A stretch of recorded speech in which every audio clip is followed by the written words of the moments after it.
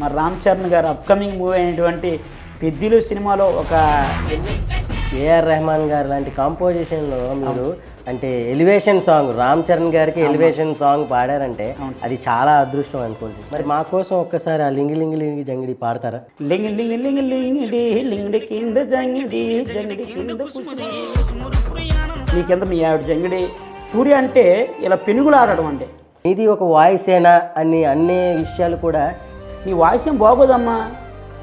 కానీ నాకన్నా దరిద్రం 2015 నుంచి ఉత్తరాంధ్ర జానపదాన్ని ప్రపంచానికి మన సోషల్ మీడియా ద్వారా పరిచయం చేయని వ్యక్తి ఎవరంటే మొట్టమొదటి వ్యక్తి నేనేనండి. TV9, TV5, HMTV, ఒక జెమినీ టీవీ తప్పించి ప్రతి ఛానల్లో పెర్ఫార్మెన్స్ చేశాను సార్.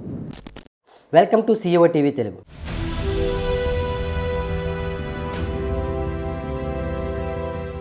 నేను మీ పవన్ ధర్మవరం. విజయనగరం జిల్లా గజపతి నగరం మండలం పాతబగ్గం గ్రామం ఓ చిన్న పల్లెటూరు. ఈ పల్లెటూరు నుంచి చిన్నగా పాటలు పాడుకుంటూ అల్లరి చిల్లరగా తిరుగుతూ చిన్న వయసు నుంచే ప్రతి ఒక్క స్థాయి నుంచి పాటలు పాడుకుంటూ తన పాటల ప్రస్థానాన్ని ప్రపంచానికే తెలియజేశారు. అతను ఎవరో కాదు, పాలవలస రఘు. ఇలా చెప్తే మీకు అర్థం కాదు. మీరు ఈ పాటికే కోట బొమ్మాలి అనే ఓ సినిమాలో ఓ సాంగ్ వినే ఉంటారు. లింగి లింగి లింగి లింగిడి లింగిడి కింద జంగిడి. చూసారా, గుర్తుపట్టేశారు? ఆయనే ఈరోజు మన గెస్ట్. ఆయన ప్రస్థానం ఎలా జరిగింది, ఇప్పుడు ఆయన ఏం చేస్తున్నారు ఏంటనేది ఈరోజు మన చిట్ చాట్. నమస్తే సార్. నమస్తే సార్. నమస్తే సార్. మీరు అసలు మీ ప్రస్థానం ఎలా సాగింది, అసలు మీ ఎప్పటి నుంచి మీకు ఈ పాటల మీద ఇంట్రెస్ట్ సార్? సార్ నమస్తే అండి. మాది ఆంధ్రప్రదేశ్ అండి, విజయనగరం జిల్లా గజపతి మండలం పాతబగ్గం అండి.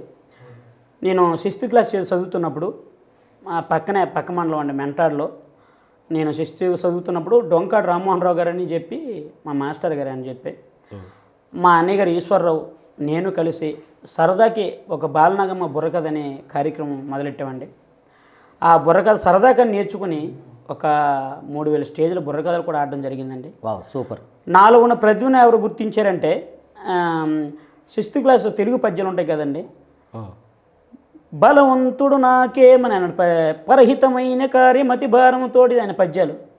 ఆ తెలుగు మాస్టర్ గారు ఎలాగైతే రాగయుక్తంగా భావయుక్తంగా పాడారో మిగతా వాళ్ళ విద్యార్థులు అందరికంటే నేను ఉపాధ్యాయులు ఎలాగైతే పాడేవారో ఆ విధంగా రాగయుక్తంగా పాడితే నీలో మంచి టాలెంట్ ఉందని చెప్పి నన్ను ప్రతి క్లాస్కి ప్రతిరోజు పాలవలస లిగిరా పద్యం పాడని నన్ను గుర్తించడం, తోటి విద్యార్థులు నన్ను అభినందించడం, ఆ విధంగా దాన్ని గుర్తించి మా అన్నయ్యని నన్ను కలిపి డొంకోడు రామ్మోహన్ రావు గారు అని చెప్పి జానపద కళల్లో ఒకటైనటువంటి ఇప్పుడు హరికథ, బుర్రకథ, చెక్క భజన అన్నీ జానపద కళలు అండి ఉత్తరాంధ్ర కళల్లో.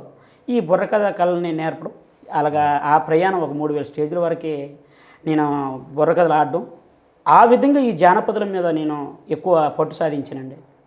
అయితే సార్, మీ యొక్క ప్రస్థానం స్కూల్లోనే మొదలైంది. అవును సార్.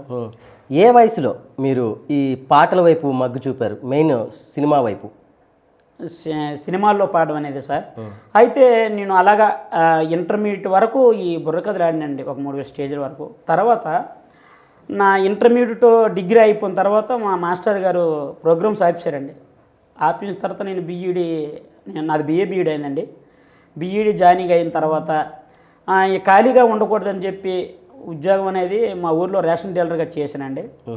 ఇది కాదని చెప్పి నాలో ఈ ఆర్ట్ ఉన్నది, దీన్ని వదలకూడదని చెప్పి రఘు రేలారేల్ అనే బృందాన్ని 2015లో నేను సొంతంగా ఏర్పాటు చేసుకొని ఈ జానపదాలని ఒక షోగా ప్రతి పండగలు జాతరలు అవుతాయి కదండి, అక్కడ ఈవెంట్లు ఇచ్చేవాడిని మన ఉత్తరాంధ్రలో ఆ 3 జిల్లాల్లో బాగా. అది నన్ను గుర్తించి శ్రీ మాత మ్యూజిక్ హౌస్ అని వైజాగ్ యూట్యూబ్ ఛానల్లో నాగభూషణ గారు అని చెప్పి నన్ను పిలిపించి కొన్ని చాలా జానపదాలు, ప్రాచీన జానపదాలైనా సరే 2015 నుంచి ఉత్తరాంధ్ర జానపదాన్ని ప్రపంచానికి మన సోషల్ మీడియా ద్వారా పరిచయం చేయని వ్యక్తి ఎవరంటే మొట్టమొదటి వ్యక్తి నేనేనండి. మరి ఈ నక్కిలేసి గొలుసు కానీ, బావొచ్చోడోలాగా బావొచ్చోడే కానీ, హాయ్ హాయ్ రే కోడి పిల్ల కానీ, ఇలాంటి ఎన్నో జానపదాలండి సోషల్ మీడియా వేదికగా నేను పరిచయం చేశానండి. అదే తరుణంలో ఈ కొన్ని ఉత్తరాంధ్ర జానపదాల యొక్క మొత్తయింపును తీసుకొని నా రచనను కొద్దిగా జోడించి లింగిడి లింగిడి అనే పాట నేను సరదాగా పాడితే రఘు ఈ పాట కూడా బాగుంటుందని చెప్పి ఆ నాగభూషణ్ సారు తన శ్రీ మాత మ్యూజిక్ హౌస్ అనే ఛానల్లో పాడించడం, అది శ్రీదేవి డ్రామా కంపెనీ ప్రదీప్ గారు అని ఒక డైరెక్టర్ గారు నన్ను ఆ ఈటీవీ షోలో నన్ను పాడించడం, తన తర్వాత అది గుర్తించి కోటబొమ్మలి పిఎస్ మూవీ డైరెక్టర్ గారు తేజమర్ని గారు ఆ సినిమాలో పాడే అవకాశం నాకు కల్పించారు సార్. ఈ విధంగా నా సినీ ప్రస్తావన అనేది ప్రారంభమైంది. ఓకే సార్, ఇప్పుడు లింగిడి లింగిడి అన్నారు, దాని అర్థం ఏంటి? మన ఉత్తరాంధ్ర మాండలికరం ఈడొకటిరా లింగిడి అంటూ ఊపుకొని వచ్చాడురా, ఇదొకటిరా లింగిడి అనుకుంటూ ఒక్కరిది వచ్చిందిరా, అంతే ఒక్కలే వచ్చారు అనే దానికి లింగిడి అని అంటారండి. మరి యాక్చువల్గా సార్ యాక్చువల్గా అయితే మా నాన్నలు తాతగారు అవుతారండి, ముత్తాత అవుతారు నాకైతే. అతను ఈ తమ్మురు పట్టుకొని సామిలి భీముడు అని చెప్పి పాటలు పాడేవారండి. వాళ్ళ కుటుంబం ఇప్పుడు శ్రీకాకుళం దగ్గర నాగంపాలెంలో వాళ్ళ పిల్లలు స్థిరపడ్డారండి. ఇతను ఒక మార్కెట్లో సంతలో పాట పాడుతూ భిక్షాటన చేసే టైంలో జంగిడంతి యాక్చువల్గా తట్టని రివర్స్లో అల్లితే దాన్ని తట్ట అంటారండి. ఒక పల్లెంలాగా అల్లి ఇలాగ అంచులు ఉంటాయి కదండి, దాన్ని జంగిడి అంటారు. చూడండి మా ఉత్తరాంధ్రలో పండగలు కానీ జరిగితే పాల జంగిడి అంటారు, ఘటాలు అంటారు. ఈ విధంగా దీన్ని జంగిడి అంటారండి. ఒక మార్కెట్లో అప్పటికి పళ్ళని సేల్ అయిపోయినాయండి, ఒకటే ఉందంట ఇందులో జంగిడిలో, కింద పూలు ఉన్నాయి. పూలంటే కుసుమరి అంటే పూలండి. అప్పుడు ఇతను తన మీద ఆసువుగా పాడితే అప్పటికప్పుడు ఆ పదాలు జోడించి పాడితే ఎంతో కొంత తనకి ప్రజెంటేషన్గా టిప్పులాగా ప్రజెంటేషన్ కింద ఇస్తారని చెప్పి లింగిడి అంత ఒకే దానికోసం లింగడి కింద జంగిడి కింద కుసుమురి ఆనంద ఈ విధంగా కూడా పాడేవారండి. అది సందర్భంలో ఎవరైనా ఒక అల్లుడో ఈరకాడో తను కూర్చొని పనిచేస్తున్నప్పుడు కానీ పక్కన ఉండే ఇగటలాడితే కొత్తగా పెళ్ళి అయితే లింగిడి కింద జంగిడే, అంతే నువ్వు లింగిడి, నీ కింద మీ ఆవిడ జంగిడి, కింద ఆ మంచం దీని మీద ఆ పరుపు ఉంటారు కదా కుసుమురి అంటే పూలు, కుసుమురి పూరి ఆనంద్ అంటే పూరి అంటే ఇలా పెనుగులు ఆడడం అంటే ఆ విధంగా కూడా అర్థాన్ని చెప్పారు సార్. అది అంతే సార్. ఒక మన రామాయణ మహాభారత గాథలను పాడేటప్పుడు పాట రక్తి కట్టడం కోసం కొన్ని మొత్తం వేస్తారండి.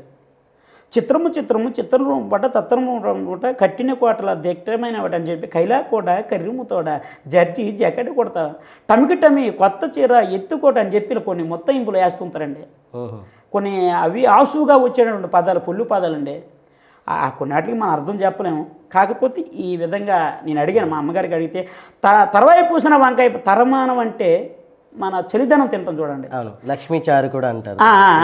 ఆ తర్వానం ఆ గింజిని 3 రోజులు ఒక కుండలో మట్టి కుండలో పెట్టి దాన్ని ఉంచి దాన్ని బొట్లు కట్టి పెట్టి దాన్ని తాగితే మన ఇప్పుడు కలియుగంలో ఉన్నటువంటి మానవులకి అమృతంతో సమానం అంట సార్ అది.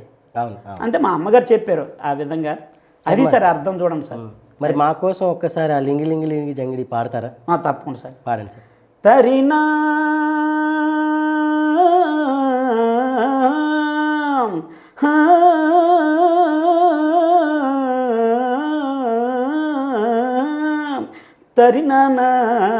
తరినానా తని తందన నాన్న లింగిడి కింద జంగిడి కింద కుసుమురు పురి ఆనంద మల్లెపూలు జల్లంగా శ్రీకాకుళం దండలు హీరమండలం గుర్తులు నాయమ్మ నా తల్లి నా చిరాబాము బాలిక.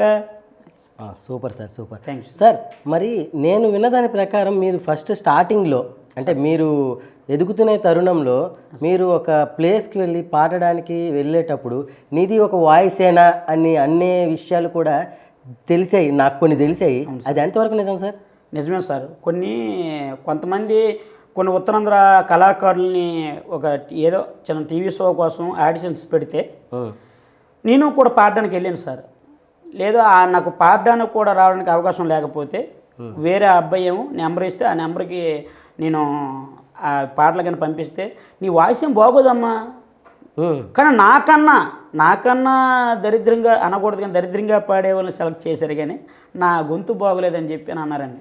అంటే గొంతు బాగోలేదన్నా ఆ టైంకి మీ ఆహార్యం కానీ మీ లుక్స్ ఇవి ఇట్లా కూడా విన్నాను నేను. అలాగలేదు, మీరు జనరల్గా అలా వచ్చి పాడడం కానీ అంతే కావాలని కొన్ని ఉంటాయి కదా సార్. ఇప్పుడు అంటారు చూడండి, కామ క్రోధ లోభ మదమాశ్చర్యం అంటే జల్సి. వీడు కొన్ని ఇవి చేస్తుంటాడు. ఈ ఉత్తరాంధ్రలో మంచి టాప్గా ఈవెంట్లు గట్రా చేస్తున్నాడు. ఈ అవకాశం కూడా వీడికి కల్పిస్తే మనమే ఇంకో మెట్టు ఎక్కించినట్టు ఉంటుంది అనుకుంటా. ఉంటుందనే ఉద్దేశంతో నాకు కావాలని అవకాశం కల్పించలేదు సార్.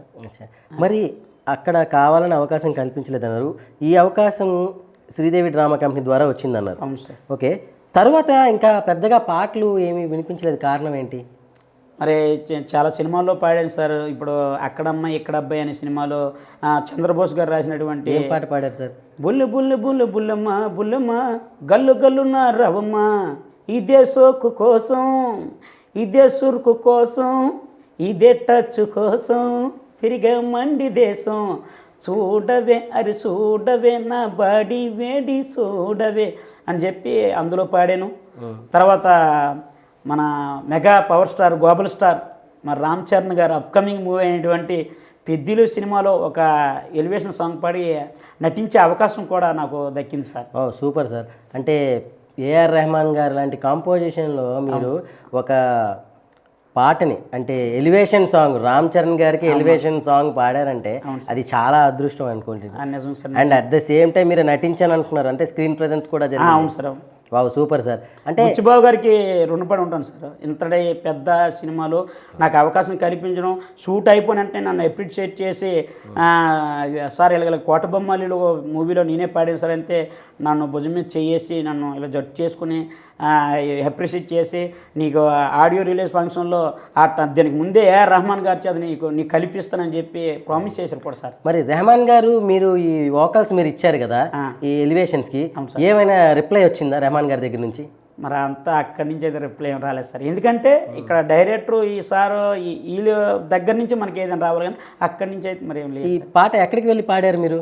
యాక్చువల్లీ వోకల్ అయితే assistant director Srinivas sir direct నా రూమ్కి వచ్చారండి. అప్పుడు మన ఉత్తరాంధ్ర పల్లవి చరణం ఒక 50 పాటల వరకు పాడానండి. అందులో ఒక జానపదాన్ని సెలెక్ట్ చేస్తే వోకల వరకు మాత్రం ఒక లూప్ వేసి నేను పంపించడం జరిగిందండి.